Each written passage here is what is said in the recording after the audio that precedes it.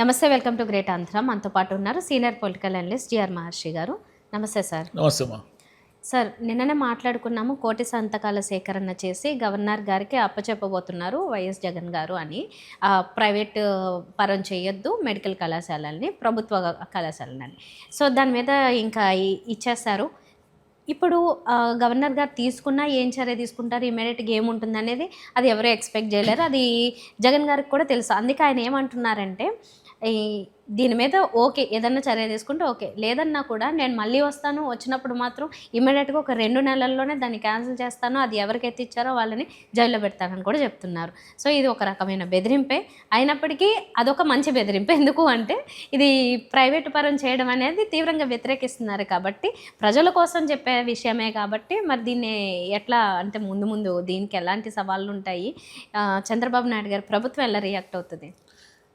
ఇప్పుడు జగన్ గారు అలా మాట్లాడారంటే ఆయన ఒకవేళ అధికారంలోకి వస్తే ఖచ్చితంగా చేస్తారు. అయితే చేయడానికి సాధ్యాసాధ్యాలు ఉంటాయి. అవును. ఇప్పుడు వీళ్ళు ఈ ప్రైవేట్ కళాశాలలు తీసుకునే వాళ్ళు ఏమి అన్ని రాతకోతలు ప్రభుత్వంతో అన్ని రకాల అగ్రిమెంట్ల మీద సంతకాలు పెట్టించుకొని రూల్స్ అండ్ కండిషన్స్ పెట్టుకునే చేస్తారు. నోటి మాటతో తీసుకోబోయా ఈ కాలేజీ అంటే తీసుకుంటాం రేంటి సార్ అనరు కదా. కాబట్టి లీగల్ పరమైన చిక్కులు రేపొద్దున జగన్ గారు క్యాన్సల్ చెయ్యాలి అనుకుంటే ఒకవేళ ఆయన అధికారంలోకి వస్తే అవి ఏముంటాయనేది ఇవన్నీ ఊహాజనితం. అవి ఇప్పుడు గురించి మాట్లాడాలంటే ఇప్పుడు ఆయన గవర్నర్ గారికి ఇచ్చారు. ఎలా ఇచ్చారు? భారీగా అంటే ఓ పెద్ద పెద్ద వెహికల్స్లో తీసుకుని పోయి ఆయన చెప్పే ప్రకారం 1,08,00,000 ఎంతో దాని నంబర్ కూడా చెప్పారు ఆయన. 1,08,00,000 మందితో మేము సంతకాలు పెట్టించాము, ఇస్తున్నాము, గవర్నర్ గారికి సమర్పిస్తున్నాము అని చెప్పారు. సరే, చాలామందికి వచ్చే డౌట్ ఏమిటంటే గవర్నర్ గారికి ఇస్తే ఏం జరుగుతుంది? పైన బీజేపీ ప్రభుత్వం ఉంది, కూటమిలో అంటే పైన కేంద్రంలో తెలుగుదేశం భాగస్వామ్యం ఉంది, ఇక్కడ రాష్ట్రంలో బీజేపీ భాగస్వామ్యం ఉంది. బీజేపీ మోదీ గారు కానీ అమిత్ షా గారు కానీ వీళ్ళు చంద్రబాబు నాయుడు గారిని కాదనుకుని జగన్ గారికి ఫేవర్గా ఏమి నిర్ణయం తీసుకోరు కదా అని ఎవరైనా అనుకుంటారు. అయితే ఇక్కడ దీన్ని అర్థం చేసుకోవాల్సింది ఏమిటంటే, గవర్నర్ గారు అంటే ఏమిటంటే కేంద్రానికి ముక్కు చెవి కళ్ళు లాంటి వాళ్ళు. రాష్ట్రాల విషయాల్లో అంటే రాష్ట్రంలో ఏమి జరుగుతూ ఉంది అనేది ఏ టు జెడ్ ఆయన నుంచి నివేదికలు వెళ్తూ ఉంటాయి. మామూలుగా ఇందిరాగాంధీ గారి కాలం నుంచి కూడా గవర్నర్ వ్యవస్థని అలాగే చూస్తారు. చాలా సందర్భాల్లో ఇందిరాగాంధీ గారికి నచ్చని ప్రభుత్వాలు ఉన్నప్పుడు గవర్నర్ల ద్వారా బర్తరఫ్ చేసిన సంఘటనలు అనేకం ఉన్నాయి. ఎన్టీఆర్ గారిని కూడా బర్తరఫ్ చేశారు, ఎంజీఆర్ని చేశారు, అట్లా చాలా కేసులు చెప్పొచ్చు మనం. ఇప్పుడు ఏమిటంటే గవర్నర్ గారు అవన్నీ తీసుకున్న తర్వాత, అయ్యా 18 నెలల మన కూటమి ప్రభుత్వంలో, సరే గవర్నర్ గారికి పార్టీలు ప్రభుత్వాలు ఉండవు కానీ ఆయన ఏం చెప్తారు? రాష్ట్రంలో 18 నెలల కాలంలోనే 1 కోటి మందికి పైగా నిరసన చెబుతున్నారు అంటే ఈ ప్రైవేటు మెడికల్ కాలేజీల వ్యవహారంలో జనం అసహనంగా ఉన్నారు అని ఒక నివేదిక అక్కడికి వెళ్తుంది. మోదీ గారు ఆ నివేదిక చూసిన తర్వాత వాళ్ళు ఏం చేస్తారంటే ఇప్పటికిప్పుడు ఏమి చేయరు వాళ్ళు. అయితే వాళ్ళు ఆలోచిస్తారు. ఇప్పుడు కూడా రాష్ట్ర ప్రభుత్వాల విషయంలో బీజేపీ ప్రాధాన్యత పెద్దగా లేదు. మీరు గమనించండి, బీజేపీ వాళ్ళ సూపర్ 6లో కూడా భాగస్వామి కాదు. ఎప్పుడు ఏ బీజేపీ నాయకుడు కానీ ఏ బీజేపీకి సంబంధించిన మంత్రి కానీ ఎవరు కూడా చంద్రబాబు గారి సూపర్ 6ను పొగుడుతూ మాట్లాడిన దాఖలాలు లేవు. కాబట్టి వాళ్ళు ఏం చేస్తారంటే చంద్రబాబు గారి ప్రభుత్వం ఎక్కడో తప్పటడుగులు వేస్తూ ఉంది, ఇది వాళ్ళు గమనిస్తారు. గమనించిన తర్వాత చంద్రబాబు గారితో 29 ఎన్నికల నాటికి తెగతెంపులు చేసుకోవాలా అక్కర్లేదా అనేదానికి ఇట్లాంటివి ప్రాతిపదికలుగా ఉంటాయి. రేపు అంటే ఏమిటి రాష్ట్రంలో ఏం జరుగుతూ ఉంది. ఇంకోటి ఏమిటంటే ఈయన చెప్పినట్టుగా అదేంటి వాళ్ళు ఎవరు ప్రైవేటు వాళ్ళు పాల్గొంటారు అనే వాళ్ళకు కూడా ఒక హెచ్చరిక. మనం తొందరపడి చంద్రబాబు నాయుడు గారి మాటలు విని దీంట్లో ఏలు పెడితే రేపొద్దున ఆయన వచ్చి అన్నీ క్యాన్సిల్ చేస్తే లేని సమస్యల్లో ఇరుక్కుంటామని. మూడవది ఏమిటంటే గవర్నర్ గారికి ఇచ్చిన తర్వాత వీళ్ళు చట్టపరమైన పోరాటం చేయడానికి సిద్ధంగా ఉన్నామని జగన్ గారు చెప్పారు. అంటే కోర్టులో ఈ కేసులు నడుస్తాయి.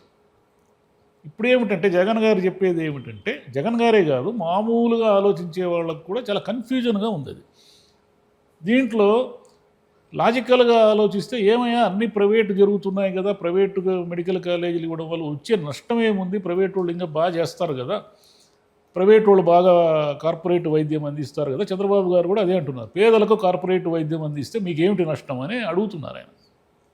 ప్రైవేటు వాళ్ళు వాళ్ళకి మీరేం చేస్తున్నారు? భవనాలు ఇచ్చేస్తున్నారు, ఉద్యోగులకు జీతాలు మీరే నెలకు 4-5 కోట్లు ఇస్తారు. మొత్తం అన్నీ ప్రభుత్వమే చేస్తున్నప్పుడు వాళ్ళు దాన్ని నడిపి ఎందుకు నడుపుతారు? వాళ్ళేం చారిటీనా?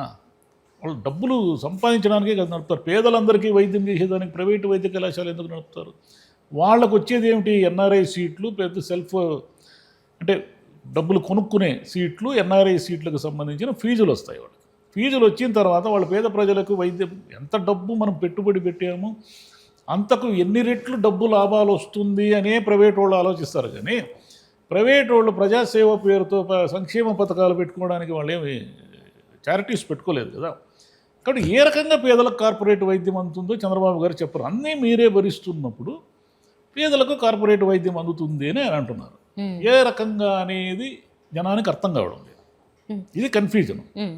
ఈ రాజకీయ నాయకులు ఎవరైనా కానీ, అది వైసీపీ అయినా టీడీపీ అయినా, కొన్ని విషయాల్ని కొన్ని తీసుకుంటారు, దానికి క్లారిటీ ఇవ్వరు ప్రజలకి. అంటే సగం సగంగా చెప్తారు. దాంట్లో ఏది నిజమో, ఎంతవరకు దాంట్లో అది లెక్కలు ఉన్నాయి అన్నది చెప్పకుండా ఇలా అవుతుంది, ఇలా చేస్తాము అని చెప్పేసి వాళ్ళు ఏదో చేసేస్తారు. దానికి ఎన్ని ప్రశ్నలు అడిగినా, మీడియా ద్వారా అడిగినా దానికి మాత్రం సమాధానాలు ఉండవు. ఇప్పుడు ఈయన ఇది మంచిది కాదు అని చెప్తుంటే దాంట్లోనే మంచి ఉందని చంద్రబాబు నాయుడు గారు వాదిస్తున్నారు.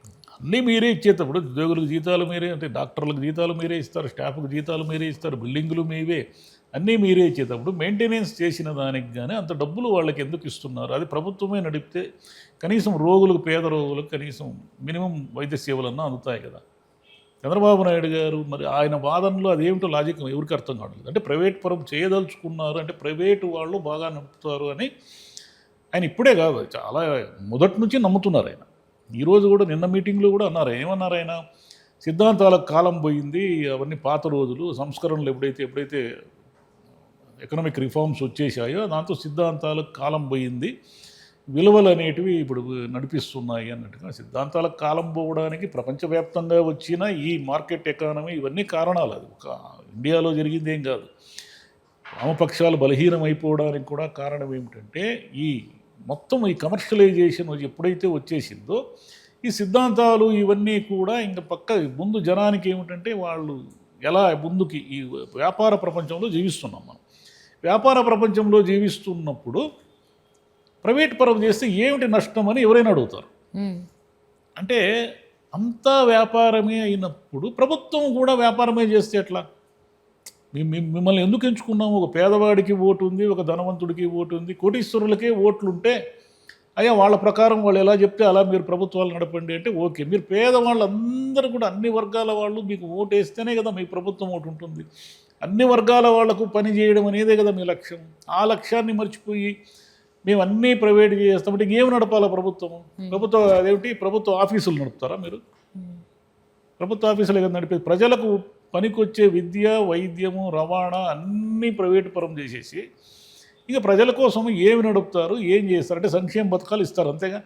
సంక్షేమ పథకాలు ఇచ్చేసి అది నీకు పింఛను, నీకు 1500, నీకు నిరుద్యోగ వృత్తి, నీకు సిలిండరు, నీకు స్టవ్ల కోసం కాదు కదా ప్రభుత్వాలు ఉండేది. ప్రభుత్వాలు ప్రతి పౌరుడికి విద్యా వైద్యము, నాణ్యమైన విద్యా వైద్యం అందించడం అనేది బేసిక్. ఏ దేశంలో అయినా అది జరిగితే అది కదా బేసిక్. దాని నుంచి ప్రభుత్వాలు తప్పుకుంటున్నాయి, కంప్లీట్గా తప్పుకొని ఇప్పుడు విద్యా వ్యాపారం అయిపోయింది, వైద్యాన్ని చేసేసారు. ప్రభుత్వ ఆసుపత్రులు పోవాలంటే జనం భయపడి వచ్చేటట్లు చేశారు. మీరు నడపలేకపోవడమే కారణం, మీకు చిత్తశుద్ధి లేదు బేసిక్గా. అవును, మనకి ఎన్నో మోడల్స్ ఉన్నాయి, ఇంక్లూడింగ్ చైనా కావచ్చు, వేరే దేశాలు కావచ్చు. వైద్యాన్ని ఏ విధంగా అందిస్తున్నారు ప్రభుత్వం తరపు నుంచి? బెస్ట్ అందిస్తున్నారు అది కూడా. మరి ఆ సవరణలు ఏవి మన దగ్గర అయితే జరగవు. మరి అది జనాభా కారణంగానా లేకపోతే ప్రభుత్వాలకు చిత్తశుద్ధి? విద్యారంగంలో ఎవరైతే బ్రహ్మాండంగా వ్యాపారం చేస్తున్నారో వాళ్ళే మీ గవర్నమెంట్లో మంత్రులుగా ఉంటారు. వైద్య రంగంలో ఎవరైతే బ్రహ్మాండంగా వ్యాపారాలు చేస్తున్నారో వాళ్ళే మీ గవర్నమెంట్లో కీలకమైన వ్యక్తులు, మీ పార్టీలో కీలకమైన వ్యక్తులుగా ఉంటారు. వాళ్ళు ఎందుకు ప్రజలకి ఇవన్నీ ఈ రెండు నాణ్యంగా అందించాలని కోరుకోరు కదా. మీరు పై లెవెల్లో ఉన్న వాళ్ళందరూ కూడా సమావేశమైన తర్వాత కింది లెవెల్లో వాళ్ళకి ఎందుకు న్యాయం చేస్తారు?